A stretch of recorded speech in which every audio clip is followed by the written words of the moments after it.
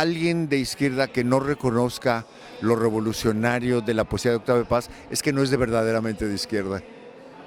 Guerrilla de la Concordia, buenos días, tardes, noches, no importa cuando nos estén escuchando, lo importante es que lo hagan y atentamente. Hoy tengo el lujo, el placer de estar con, como dicen en boxeo, también un escritor de peso completo. Muchas gracias por estar con nosotros, Alberto Ruiz Sánchez.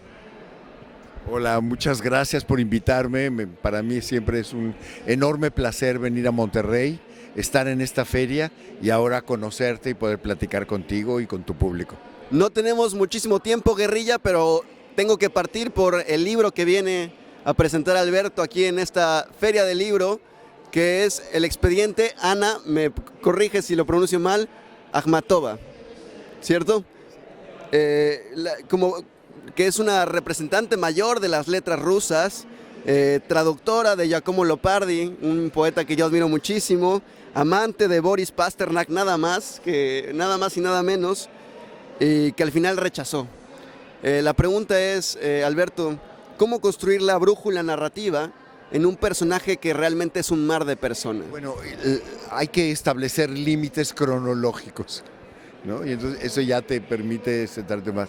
Y sobre todo, sabes que yo soy un tipo de escritor que no cree que existe una psicología circunscrita de las personas. Yo pienso que esta idea de la gente que hace el análisis de un personaje como la psicología del personaje, eso es una ficción completa. Ninguno de nosotros es tan coherente, todos somos disparatados y múltiples.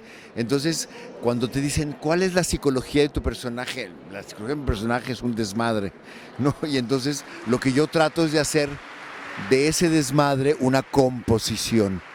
Hacer con la pluralidad de elementos que tengo una composición. Y no se trata tanto de elegir como una personalidad o la otra, sino justamente capturar el momento en el que uno es muchos, ¿no? Y sucede en el amor, sucede en las relaciones con el poder y en las relaciones con el dinero y la salud, ¿no? Son zonas críticas en las que tú te cuidas o te descuidas de tener o no tener una cosa u otra, ¿no?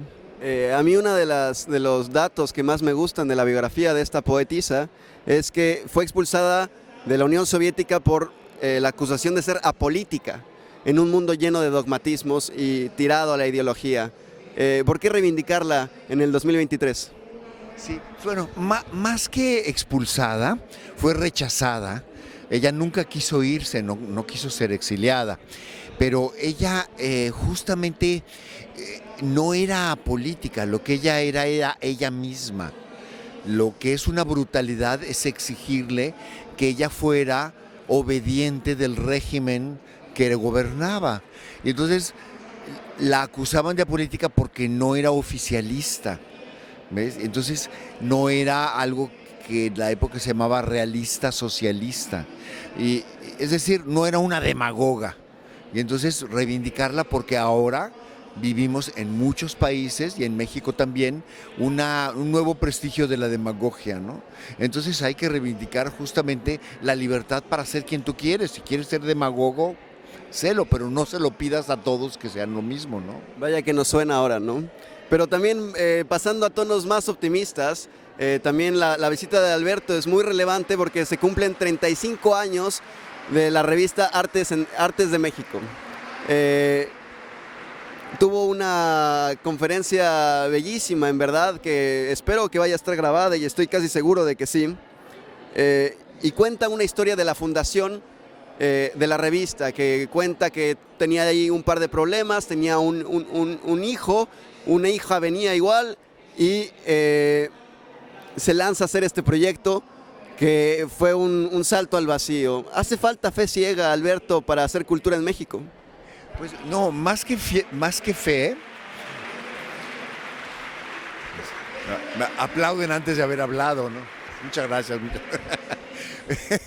Oye, no, más que fe, lo que se necesita es el deseo de hacer las cosas. Yo creo que lo que mueve a la gente no es la fe, sino el deseo. el deseo de ser otro, el deseo de vivir con alguien, el deseo de realizar algo, el deseo de convertirte en alguien, en otro. El deseo para mí es la motivación principal. Entonces, para hacer una revista se necesita un enorme deseo.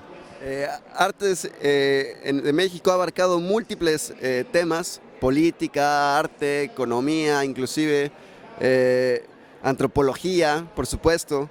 La pregunta no sería en cuál somos más virtuosos, porque me parecería ridícula, pero en todos estos años que has acompañado estos temas, ¿qué disciplina te ha hecho sentir más orgulloso de ser mexicano? Para mí, la confluencia de todas estas disciplinas. Fíjate que con mucha frecuencia nos encontramos gente del mundo del arte que desprecia la dimensión antropológica y social de los fenómenos artísticos. Y nos encontramos gente del mundo de las ciencias sociales que desprecia la dimensión estética. Entonces, la confluencia de las dos, por decirte nada más de dos, es de dos de las múltiples materias o disciplinas que confluyen, es lo que hace rico el poder hacer cosas. No una o la otra, sino el momento en el que confluyen y que te hacen ver las cosas de otra manera, ¿no? En la exposición también comentabas mucho sobre el carácter que muchos le llaman artesanía, erróneamente desde mi punto de vista, por supuesto, pero te quería preguntar es un poco un tema polémico. Aristóteles establecía la diferencia entre lo que es arte y lo que no es arte, es que el arte era en sí mismo y no requería de una utilidad extra, como muchas veces lo son las mal llamadas artesanías. ¿Compartirías en cierto sentido que no comparten el mismo nivel estético por no ser en sí mismas y tener que abocarse a otras utilidades, ya sea la ropa, ya sea una taza, ya sea... Sí, yo no creo que sea la utilidad lo que hace distinto a las artes llamadas aplicadas, ¿no? Yo creo que más que partir de una definición, lo que tenemos que examinar y ver es la creatividad que hay en cada cosa. Y entonces hay cosas que puedes decir pertenecen al mundo de las galerías, tienen un valor en sí mismo, obedecen a las definiciones de Aristóteles y es arte malísimo, ¿no? Yo te diría, a veces no es arte.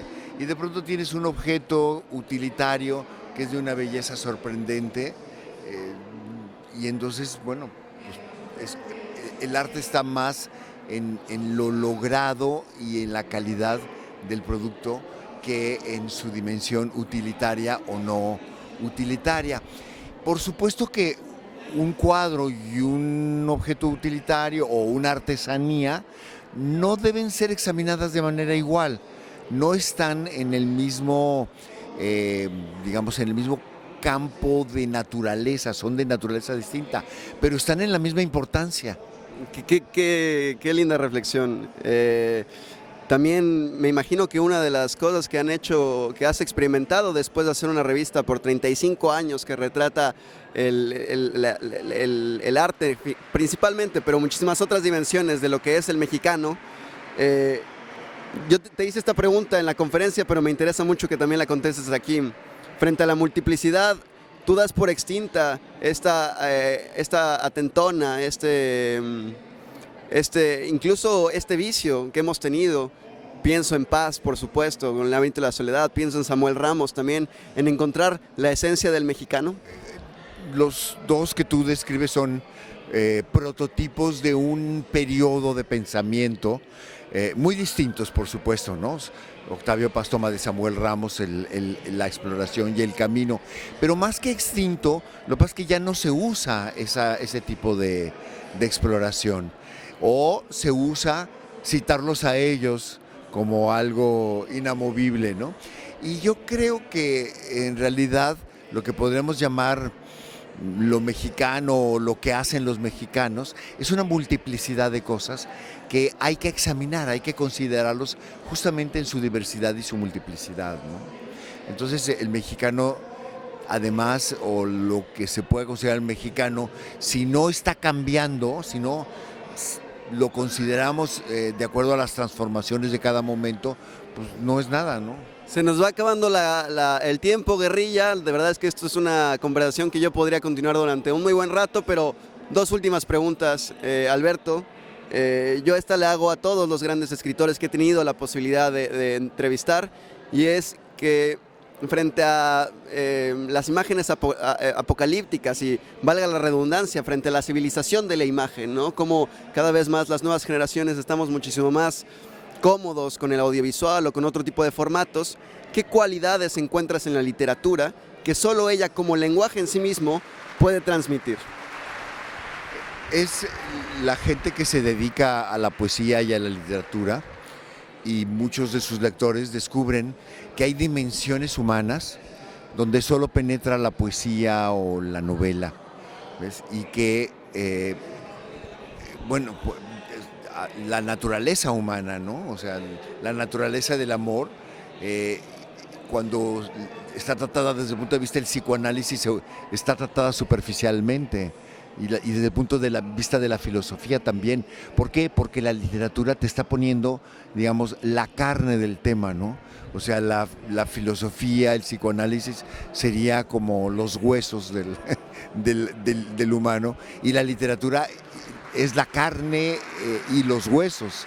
Es la dimensión mucho más profunda y completa, ¿no? Y ya como última pregunta, Alberto, yo también a todas las personas que conocieron a Octavio Paz, les hago un poco esta pregunta, que considero que sigue siendo relevante igual de ahora que en 1970 o en 1980.